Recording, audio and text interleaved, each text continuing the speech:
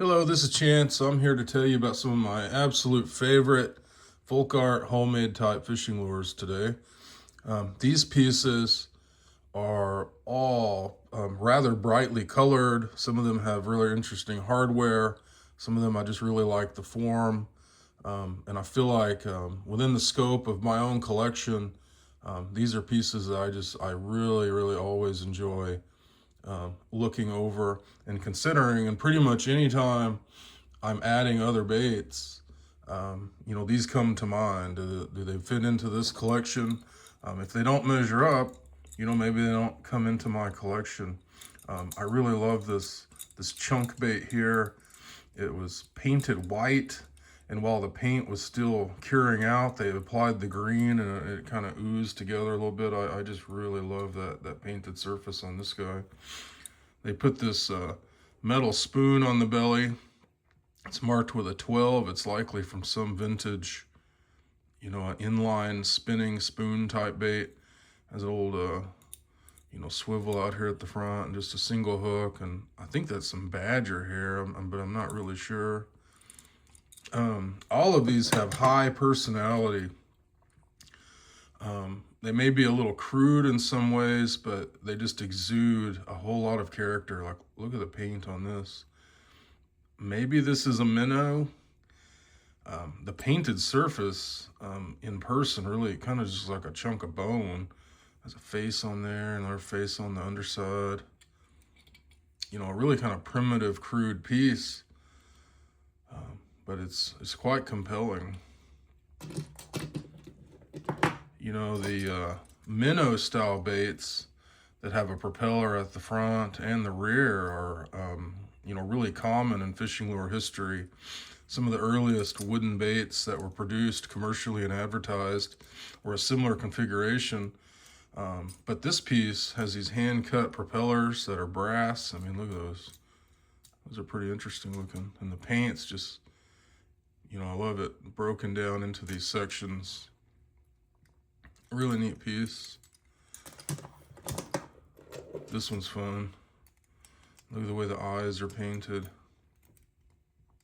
A really funky form.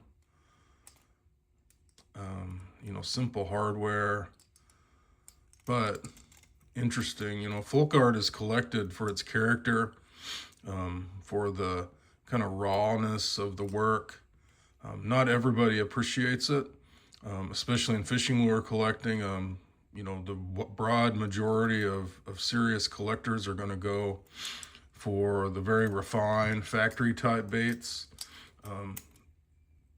And that's fine, but I choose to go for stuff that's more unique. I really appreciate being the only person that has, any of these baits. This one's one of my personal favorites. This was a piece that came into my collection early on, before I was just really a dedicated folk art fishing lure collector. And as soon as I got it, it just really made me love these baits. I had a few before this, but this one I think was good enough that it showed me that, good pieces really do elevate your collection. This is a traditional kind of chugger, kind of popper kind of design, which really isn't innovative in and of itself, but they've cut these holes through the side. You can clearly see straight through it. And then look at the mouth. They hollowed that out, and you can even see my table. They hollowed the mouth out right back here through the gills. So they did a really nice job carving that. And then I love the paint on here. I have no idea how old this piece actually is. I actually don't suspect this piece is terribly old, but I still think it's a really nice piece. This is another one of my absolute favorites. This one, maybe it's a frog. Look at this rear hook where they took 3 singles and tied them together with wire.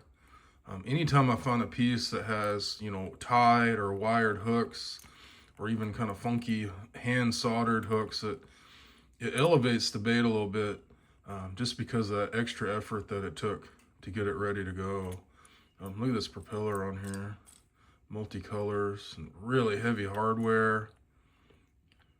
Just look at the paint. This other bait laying here is really neat.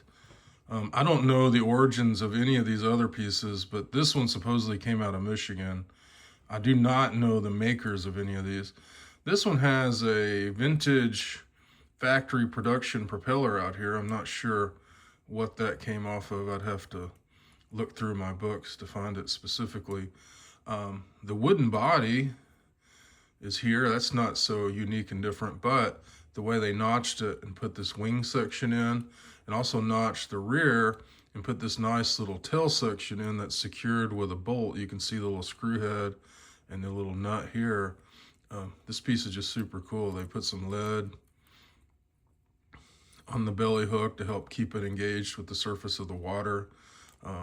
Funky paint. You can see that it's crazed and kind of cracked. You know, this is vintage crazing and cracking. You see a lot of homemade baits that are made in the newer contemporary collector era that have that faux finish kind of paint that you can get at the hardware store. If you look at enough lures, you learn to see what's the real deal and what's not. Because a lot of this paint they used on these, it was not professional paint. It was combinations that might not really be good to put one over the other. And then age and time and hot and cold and being stored in poor environments, you know, really affect the surface of these things.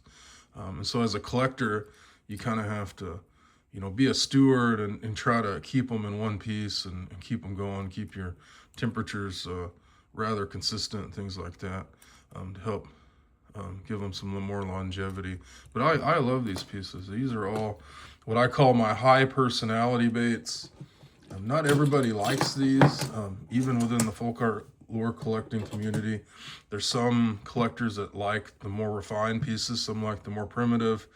I try to have a broad spectrum in my collection of a little bit of everything that I think is above average. So these are baits I think are really nice. I'm always looking for more that could fit into this specific group. I kind of measure everything else up against these. So I appreciate you checking it out.